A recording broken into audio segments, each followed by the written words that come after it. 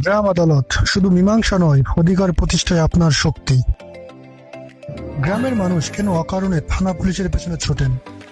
কেন সামান্য জমিজমা বা মারামারির ঘটনায় বছরের পর বছর আদালতের বারান্দায় ঘোরাঘুরি করেন? এর উত্তর একটাই, সঠিক তথ্যের অভাব।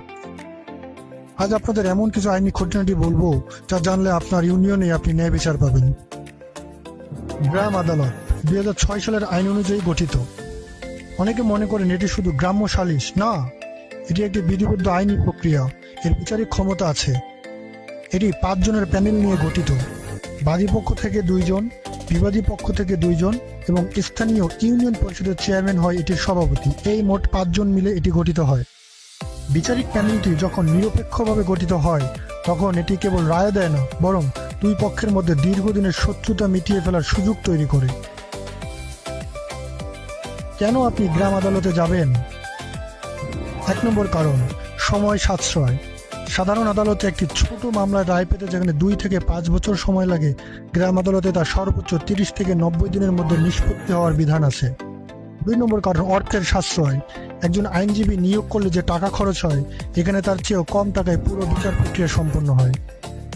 3 নম্বর হলো দূরত্ব। আপনাকে জেলা শহরে যেতে হচ্ছে না, নিজের ইউনিয়নের ভিতরেই বিচার পাচ্ছেন।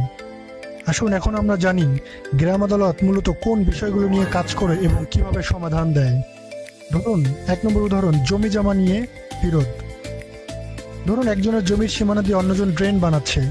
গ্রাম আদালতে আবেদন করলে গ্রাম আদালত তখন স্থানীয় সার্ভেয়ার বা ভূমি অফিস থেকে রেকর্ড সংগ্রহ করে প্যানেলের মাধ্যমে সীমানা নির্ধারণ করে দেয়। এটি আদালতের আদেশের মতোই বলবৎযোগ্য। আবার ধরুন কোনো ব্যবসায়ী বা কৃষক যদি চুক্তি অনুযায়ী মালামাল বা টাকা পরিশোধ না করে, তবে গ্রাম আদালত সেই চুক্তিপত্র বিশ্লেষণ করে ক্ষতিপূরণ আদেশ দিতে পারে। অনেকে প্রশ্ন করেন, বিচার তো প্রভাবিত হয়। হ্যাঁ, এই চ্যালেঞ্জটি আছে, কিন্তু ইউনিয়ন পরিষদ যদি স্বচ্ছ থাকে, চেয়ারম্যান যদি নিরপেক্ষ থাকেন, তবে গ্রাম আদালতই সবচেয়ে শক্তিশালী হাতিয়ার। একজন যোগ্য ব্যক্তি যদি চেয়ারম্যান হন, তবে গ্রাম আদালতের মূলনীতি হবে কোনো প্রভাবশালী নয়, কেবল সত্য ও তথ্যের ভিত্তিতে রায়।